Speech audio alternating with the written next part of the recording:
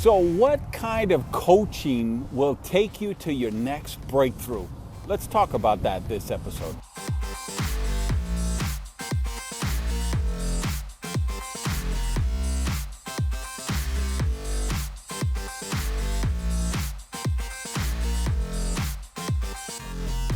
Hey guys, Randy Gage here. I want to welcome you to another episode of Prosperity TV. I'm coming to you from the legendary Sushi Siam restaurant in North Bay Village, Florida.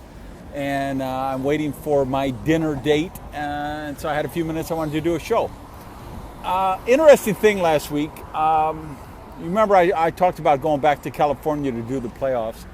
I did. I flew back to help my team get in the playoffs. Played amazing, just hit the you-know-what out of the ball, made a couple of diving stops, had an incredible day.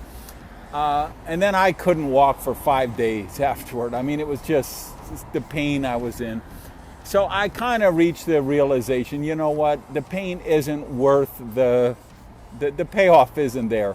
I love to play, but there's so much pain afterward, it's just not worth it. So one of the things, so I wrote the league here and I said, hey, I'm going to be here most of the year. Do you got like a C or a D division team that needs a coach? So D division is like the beginning. They're usually co-ed teams. People just learning the skills, how to hit, how to throw, how to bat. And so that's what I've been doing the last 2 weeks is coaching with some of those teams. And it's been real fun and enjoyable. It's a way for me to be around the game and contribute and pay back to the league that I joined in 17 years ago. But the interesting thing is the coaching and what I think is the lesson for you.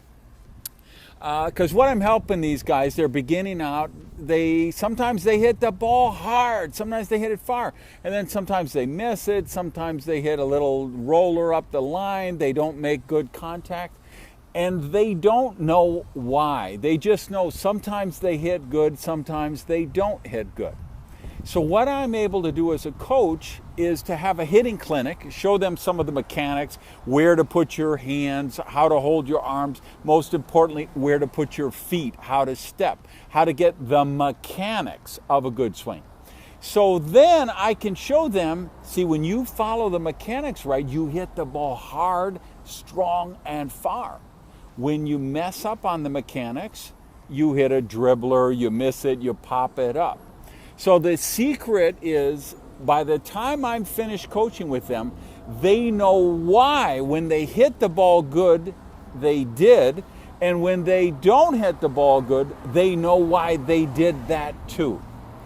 That's the secret of coaching. So even after I'm gone, they're able to play, and they can be in a game, and they can remember the tips that I gave them, and if they pop it, let me think back to what Randy told me. Okay, yeah, I stepped too far, I leaned back, I bent my spine, so I got under the ball and I popped it up to the pitcher.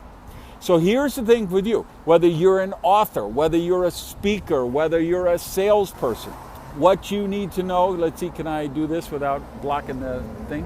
My arm is getting tired, I'm out here, I got no camera stand.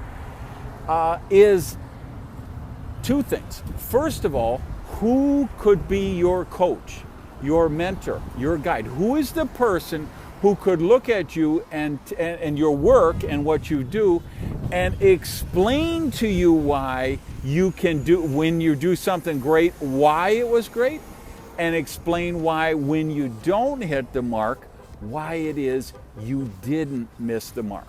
So that's the first prosperity lesson for this week is who's the coach in your life for what it is you want to do.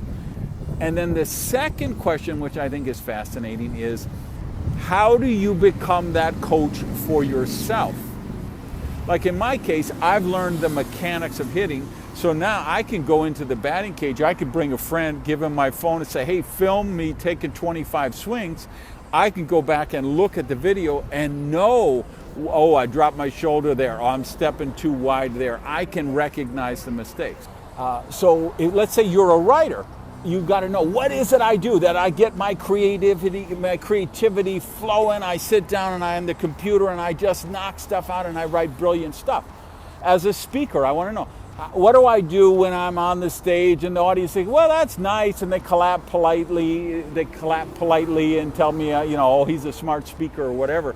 versus when I get on a stage and I emotionally connect with the audience and they emotionally connect with me. What did I do different that caused that? What is the thing? So if you're a salesperson, right, you make a presentation, they seem bored, they're not interested, they ask dumb questions, they get out of there as fast as they can, versus you make a presentation and people are mesmerized and they're asking all these incredible questions and they're lining up to buy right afterward. Go back to the two questions. Who can coach you to help you recognize the things that make you better? And then how do you learn what those things are so you can do it yourself?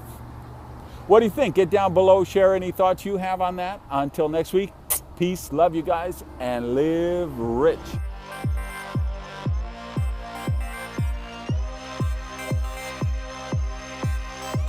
All right, remember, if you haven't subscribed to the channel. I do a new Prosperity TV every Monday, so I'll see you then.